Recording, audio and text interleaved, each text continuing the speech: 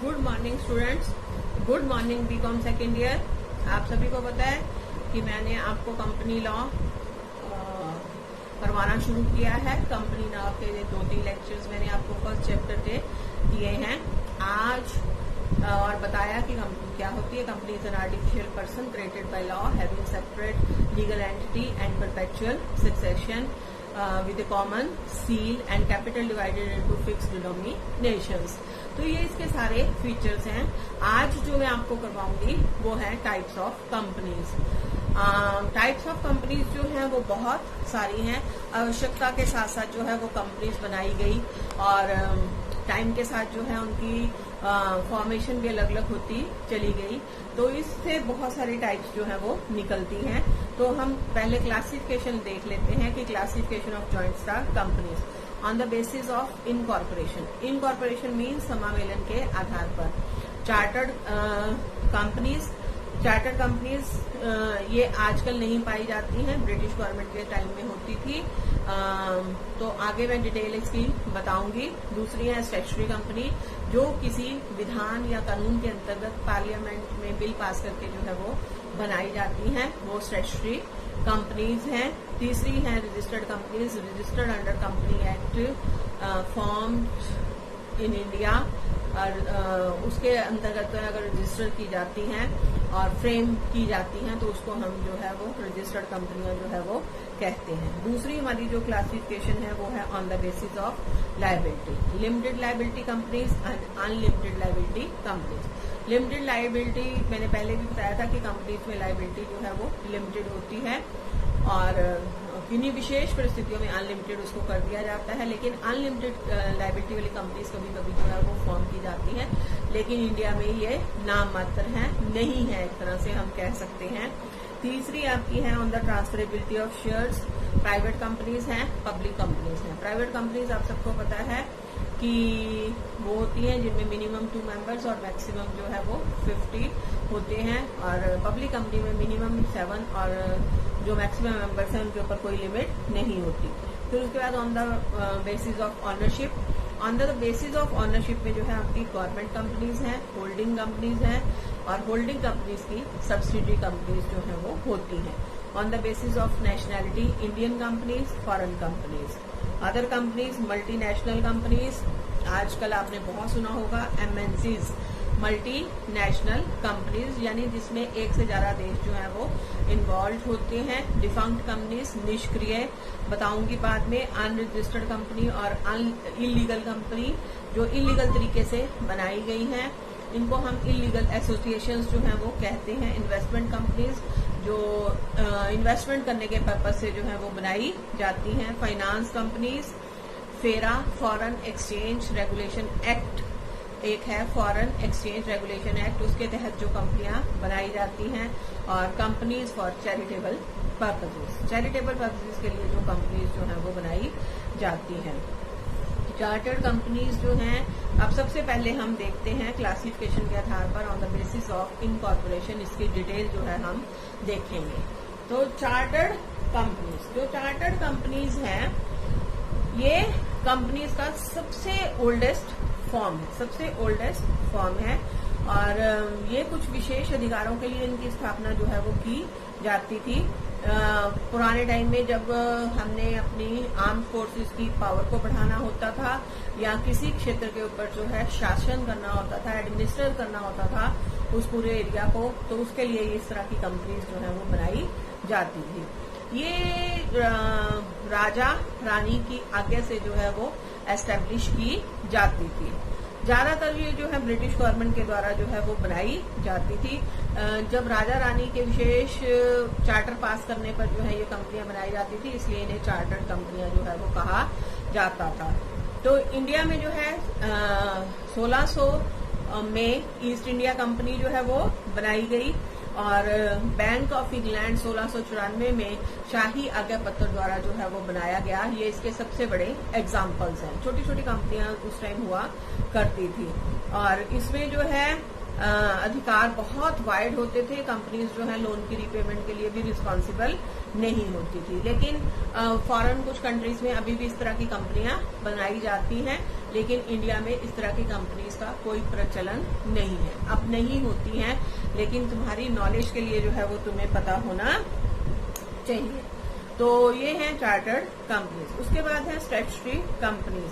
Statutory companies जो हैं वो किसी देश के विशेष नियम के अंतर्गत इसके लिए जो है संसद में बिल रखना पड़ता है, और जब वो दोनों हाउसेज में पारित हो जाता है तब इस तरह की विशेष कंपनियां जो है वो बनाई जाती हैं। तो ये गवर्नमेंट जो है दोनों संसद के दोनों अधिवेशनों में जो है वो बिल रखती है।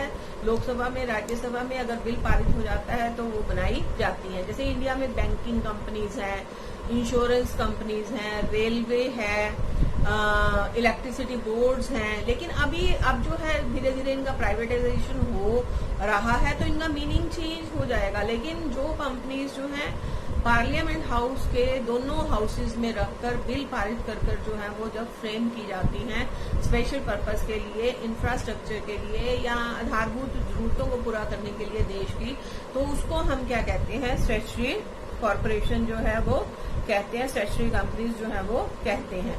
इनके नाम के पीछे जो है वो लिमिटेड वर्ड नहीं लिखा जाता, लिमिटेड वर्ड जो है वो नहीं लिखा जाता। हालांकि इनका जो लायबिलिटी है वो क्या होती है, सीमित जो है वो होती है।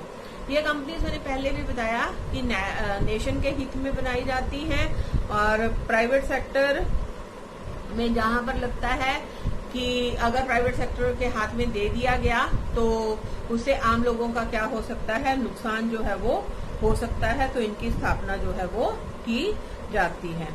और इनके अपने नियम हैं जो लागू होते हैं, लेकिन अगर ये नियम जो है कॉन्ट्राडिक्टरी जो है वो होते हैं तो इनके ऊपर भी जो है कंपनी एक्ट 2013 जो है वो अप्लाई होगा, जहां कॉन्ट्राडिक्शन की बात जो है वो आएगी। तो उसके बाद जो है आपकी है रजिस्टर्ड कंपनीज।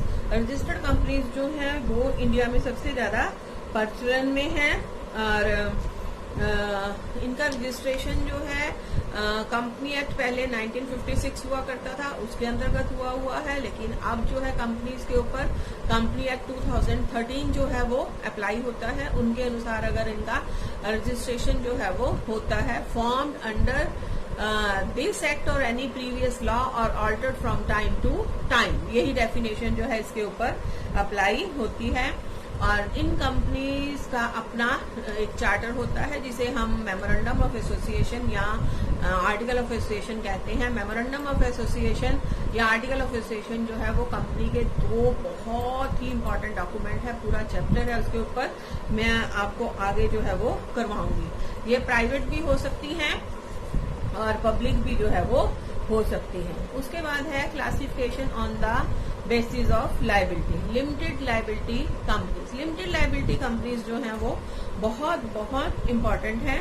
तो यहाँ पर लिमिटेड लायबिलिटी का मतलब मैंने पहले भी आपको बताया था कि आपकी जो लायबिलिटी है वो सिर्फ फेस वैल्यू तक जो है वो लिमिटेड होती है। तो अगर वो कंपनीज, हाँ यहाँ पर अब मैं थोड़ा सा इस चीज को इलेबोरेट करूंगी। पहले मैंने आपको यही बताया था कि फेस वैल्यू तक लिमिटेड होती है, लेकिन अगर कुछ कंपनीज ऐसी होती हैं कि जिनमें शेयर कैपिटल नहीं होती तो they are limited by guarantee. तो वहां पर जो मेंबर्स होते हैं, जो उनकी लायबिलिटी जो है जहां तक उन्होंने गारंटी दी है रिटर्न में, वहीं तक जो है सीमित होती है और किसी पर्पस के लिए असीमित जो है वो नहीं होती है। तो इसके साथ लिमिटेड वर्ड का जो है वो यूज किया जाना जरूरी होता है, जो इस बात को दर्शाता है कि मेंबर्स की लायबिलिटी जो है वो लिमिटेड है। अगर लिमिटेड बाय शेयर्स हैं, लिमिटेड लायबिलिटी है, तो शेयर्स की फेस वैल्यू तक लिमिटेड होगी। अगर लिमिटेड बाय गारंटी है तो जहां तक उन्होंने गारंटी दी है वहां तक जो है वो सीमित होगी। तो ये दो तरह की कंपनियां हैं, मैंने आपको बता दिया, companies limited by shares and company limited by guarantee. तो लिमिटेड बाय शेयर्स में फिर रिपीट कर रही हूँ कि 20 रुपए का शेयर है तो और आपने 1000 शेयर लिए हुए हैं तो आपकी लायबिलिटी जो है 20 into 1000 वहीं तक जो है वो लिमिटेड होगी, उससे ज्यादा पैसे जो है आपसे नहीं लिए जा सकते। और लिमिटेड बाय गारंटी में ये होता है कि अगर कोई व्यक्ति ने मेमोरेंडम ऑफ एसोसिएशन साइन किया है और उस कंपनी में शेयर कैपिटल नहीं है, तो उसकी लायबिलिटी जो है वो सिर्फ और सिर्फ जो है वहीं तक जो है वो सीमित होगी, गारंटी तक। इसमें मेमोरेंडम ऑफ एसोसिएशन में अमाउंट जो है वो लिखा हुआ होता है कि कितने अमाउंट तक उन्होंने गारंटी जो है वो अपने ऊपर ली है, तो वो उसके लिए क्या होते हैं, वचनबद्ध जो है वो होते हैं। और अगर कंपनी के समापन से पहले वो कंपनी छोड़ जाते हैं और अभी छोड़े हुए 1 वर्ष नहीं हुआ, तो उनकी जो लिमिटेड लायबिलिटी है वो गारंटी वाली लायबिलिटी है वो बनी रहती है। यानी अगर मान लो उन्होंने 50,000 की गारंटी दी है, तो कंपनी अभी और फिर रिजाइन कर दिया और अभी रिजाइन किए हुए 1 साल नहीं हुआ और कंपनी लिक्विडेशन में चली गई, तो कंपनी उस 50,000 की डिमांड जो है वो कर सकती है, तो उसके ऊपर जो है वो दायित्व जो है वो हो जाता है। और अगर लिमिटेड बाय गारंटी है और हैविंग शेयर कैपिटल है, इस तरह की कंपनीज भी हो सकती हैं कि लिमिटेड बाय गारंटी लेकिन उनमें शेयर कैपिटल है, तो दोहरी लायबिलिटी हो जाएगी। जो शेयर्स की फेस वैल्यू है वो भी आपने पे करनी है और जो आपने गारंटी दी है वो भी आपको जो है यू हैव टू पे द गारंटी अमाउंट। और उसके बाद है unlimited liability companies. Unlimited liabilities की कंपनीज का क्या होता है कि जिनका दायित्व क्या होता है, अनलिमिटेड जो है वो होता है। क्या होता है, अनलिमिटेड जो है वो होता है। अनलिमिटेड से मतलब आप समझते हो, आपने पार्टनरशिप भी की हुई है कि जब कोई व्यक्ति ज्वाइंटली और सिवियरली जो है लायबिलिटी पे करने के लिए तैयार होता है, यानी एक तो संयुक्त रूप से तो वो देंगे ही देंगे दायित्व, और अगर उससे पूर्ति नहीं हो पाती है तो आपका जो है व्यक्तिगत रूप से भी आप उसके लिए क्या होते हैं, रिस्पॉन्सिबल जो है वो होते हैं।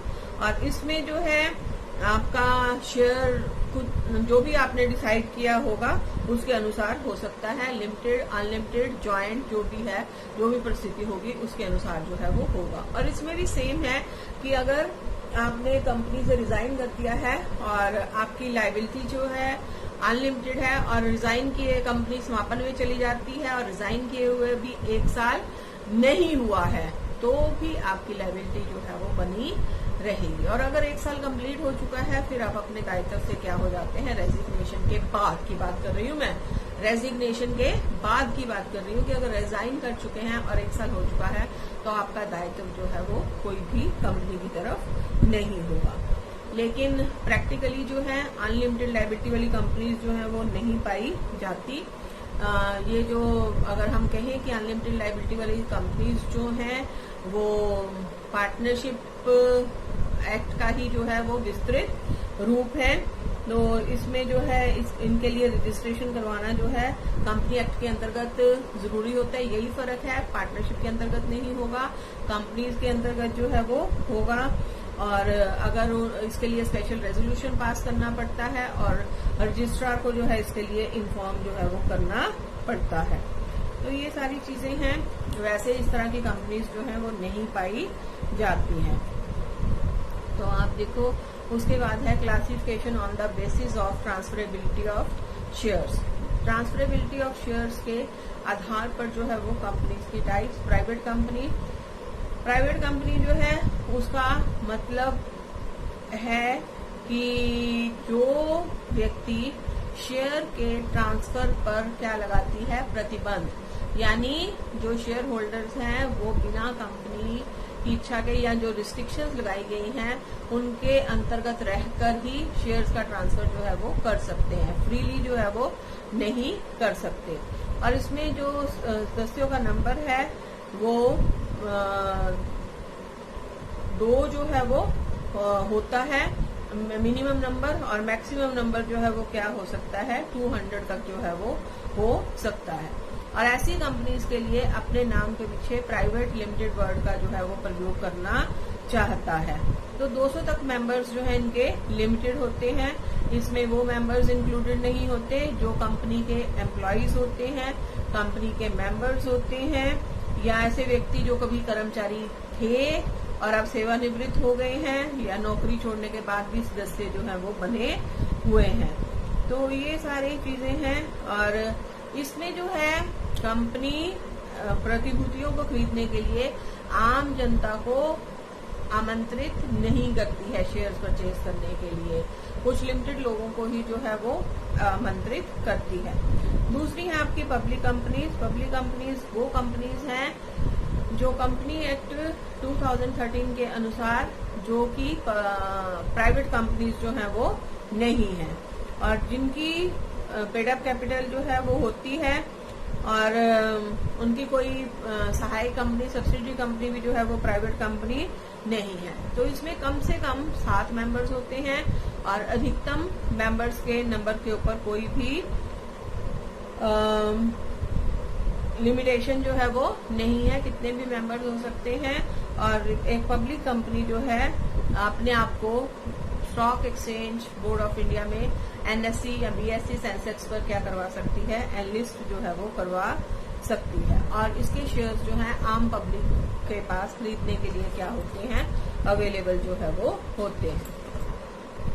उसके बाद जो है आपका है गवर्नमेंट कंपनीज। गवर्नमेंट कंपनीज जो है बहुत इंपॉर्टेंट है 4 नंबर के नोट के पॉइंट ऑफ व्यू से भी और अदरवाइज भी।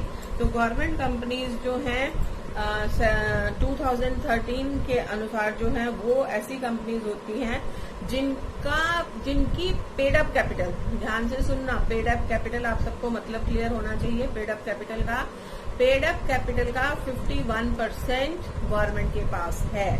गवर्नमेंट का मतलब यहाँ पर क्या होगा, सेंट्रल गवर्नमेंट के पास है, स्टेट गवर्नमेंट के पास है, या सेंट्रल एंड स्टेट गवर्नमेंट के पास है, या स्टेट गवर्नमेंट्स के पास है, या सेंट्रल प्लस स्टेट गवर्नमेंट या स्टेट गवर्नमेंट्स के पास है। कुछ भी कॉम्बिनेशन हो सकता है। अगर 51% शेयर्स जो हैं इनमें से किसी भी के पास हैं, सरकार के पास हैं। सरकार का मतलब फिर से मैं बता रही हूँ, सेंट्रल गवर्नमेंट या स्टेट गवर्नमेंट या central government and state governments या खाली स्टेट गवर्नमेंट्स या central government and state governments में से किसी के पास भी है तो वो क्या मानी जाएंगी, गवर्नमेंट कंपनीज जो है वो मानी जाएंगी। तो इसका मतलब है कि बाकी 49% शेयर्स किसके पास जाएंगे, आम पब्लिक के पास जो है वो जाएंगे। तो ये कंपनीज जो हैं फिर ये बाकी 49% जो है किसको इशू करती हैं, आम पब्लिक में जो है वो इशू करती हैं। जैसे इंडिया में बहुत बड़ा एग्जांपल है HMT, Hindustan machine tool limited, heavy engineering corporation, HEC और अशोका होटल्स। इसके जो क्या हैं प्रमुख उदाहरण हैं गवर्नमेंट कंपनीज के। तो government companies special central government के द्वारा जो है वो बनाई जाती हैं। तो सेंट्रल गवर्नमेंट जो है इन्हें कुछ विशेषाधिकार भी जो है वो देते हैं। तो वो विशेषाधिकार जो है वो इन्हें मिलते हैं जिसको वो इंजॉय करती हैं। तो वो विशेषाधिकार देखो क्या है, ये लंबा है थोड़ा सा। Appointment of auditor and conduct of audit, अंकेक्षक की नियुक्ति तथा अंकेक्षण किया जाना। तो गवर्नमेंट कंपनीज का ऑडिट जो है वो सेंट्रल गवर्नमेंट द्वारा भारत के auditor general of India, controller and auditor general of India की एडवाइस के साथ इनकी अपॉइंटमेंट या रीअपॉइंटमेंट जो है वो की जाती है। और ऑडिटर जनरल के इसमें जो है वो विशेष अधिकार होते हैं। वो बुक्स ऑफ अकाउंट्स को कैसे चेक किया जाए, उनका ऑडिट कैसे किया जाए, उसकी विधि जो है वो बता सकते हैं। इसके बारे में गाइडलाइंस जो है वो इशू करवा सकते हैं। वो इंडिपेंडेंटली इन खातों का निरीक्षण उन व्यक्तियों से करवाते हैं जिन्हें वो इसके योग्य जो है वो समझते हैं। ये एक बड़ा डिटेल पॉइंट हो सकता है, जब आप सीए वगैरह करोगे तो आपको समझ में आएगा कि जिन व्यक्तियों को गवर्नमेंट योग्य समझती है उन्हें ऑडिट के लिए क्या किया जाता है, अपॉइंट जो है वो किया जाता है। और जो इस तरह की गवर्नमेंट कंपनीज होती हैं उनकी ऑडिट की रिपोर्ट जो है वो पार्लियामेंट के हाउस में जो है वो रखी जाती है, डिबेट के लिए डिस्कशन होती है उसके प्रॉफिट एंड लॉस अकाउंट को देखकर। और उसके बाद जो है audit and annual report to be place before the parliament, ये मैंने पहले ही आपको बता दिया कि इसमें जो है आपका संसद में जो है इसकी रिपोर्ट रखी जाती है अधिवेशन में और इसके ऊपर टीका टिप्पणी जो है वो होती है, इसका जवाब जो है वो दिया जाता है और इसमें जो ऑडिटर की रिपोर्ट है वो साथ में पेश की जाती है। उसके बाद government companies are exempt from applicability of certain provisions of act. कुछ प्रोविजंस हैं जो कि गवर्नमेंट कंपनीज के ऊपर लोग जो है वो लागू नहीं होते, जैसे managing directors, whole time directors, directors का रेम्यूनरेशन, और फुल्ली जो कंट्रोल गवर्नमेंट कंपनीज हैं उनमें बिजनेस कैसे शुरू किया जाए उससे संबंधित रूल्स और रेगुलेशंस, और बोर्ड ऑफ डायरेक्टर्स की अपॉइंटमेंट, उनकी कंसेंट, सहमति के लिए 162 और 167 के जो है वो प्रोविजंस, और जो अनपेड डिविडेंड है, अनपेड डिविडेंड वो एक स्पेशल अकाउंट में जो है वो डाल दिया जाता है या अनक्लेम डिविडेंड अकाउंट बनाया जाता है, उसके प्रावधान जो है वो भी गवर्नमेंट कंपनी के ऊपर इम्प्लीमेंट नहीं होते। और बोर्ड ऑफ डायरेक्टर्स को लोन संबंधी आपके जो है प्रोविजंस हैं 185 के अनुसार गवर्नमेंट की परमिशन जो है उसके संबंध में लेनी पड़ती है, और कंपनी के साथ किए गए कॉन्ट्रैक्ट सेक्शन 188 में उसकी परमिशन के को लेकर जो है कुछ प्रावधान है, और नॉमिनीज द्वारा रखे गए अंशों के संबंध में ये सारा जो है, और अगर कोई बेनिफिशियरी है कंपनी के शेयर्स में तो उसको अपना इंटरेस्ट जो है वो प्रकट करना पड़ता है, उसके संबंध में प्रावधानों से के संबंध में नियम बनाए जा सकते हैं या छूट जो है वो दी जा सकती है। Position of government company. Government company government की होती है, उसमें 51% शेयर गवर्नमेंट का होता है, लेकिन उसके एम्प्लॉयज जो हैं वो गवर्नमेंट एम्प्लॉयज नहीं माने जाते। तो क्योंकि वो एक गवर्नमेंट कंपनी है जिसमें गवर्नमेंट का स्टेक है, लेकिन वो गवर्नमेंट अपने आप में नहीं है, वो बेसिकली एक कंपनी है, आर्टिफिशियल पर्सन है, क्रिएटेड बाय लॉ है, fixed capital divided into fixed denominations है, कॉमन सील है, सारे फीचर्स जो है उसके कंपनी के हैं, इसलिए उन्हें गवर्नमेंट एम्प्लॉयज जो है वो नहीं माना जाता है। तो ये S K Devnath versus mining and allied machinery corporation 1968 में जो है ये आपका वर्डिक्ट जो है वो दिया गया, डिसीजन जो है वो दिया गया। मिक्स्ड एंटरप्राइजेस सरकारी कंपनी का मिश्रित उपक्रम अगर भारत में स्थित होती है तो इनकॉर्पोरेशन भारत में होता है तो ये भारतीय कंपनी मान ली जाती है, लेकिन अगर भारत के बाहर होता है तो भारत में कोई भी स्थान जो है वो व्यापार का रख सकती है, और उसका कम से कम 51% शेयर्स जो है वो किसके पास होने चाहिए, गवर्नमेंट के पास जो है वो होने चाहिए। लेकिन एक कंपनी एट ए टाइम में सरकारी कंपनी या विदेशी कंपनी दोनों जो है वो नहीं होना चाहिए। तो ऐसे ये जो है बड़ा इम्पोर्टेंट है। उसके बाद जो है वो होल्डिंग और सब्सिडरी कंपनी है, वो मैं आपको इसके बारे में कल बताऊंगी, और फिर हम इसको डिटेल में करेंगे। ये टाइप्स ऑफ कंपनीज हैं। पहले चैप्टर में मैंने आपको कंपनी क्या होती है, कंपनी के फीचर्स क्या हैं, और उसके बाद जो है कंपनी और कंपनी के बीच में कॉर्पोरेट वेल कैसे पड़ता है, फिर उस कॉर्पोरेट वेल को कैसे हटाया जा सकता है, फिर पार्टनरशिप फर्म और कंपनी में क्या डिफरेंस है वो सारा हमने किया। फिर इम्पोर्टेंट क्वेश्चंस डिस्कस किए।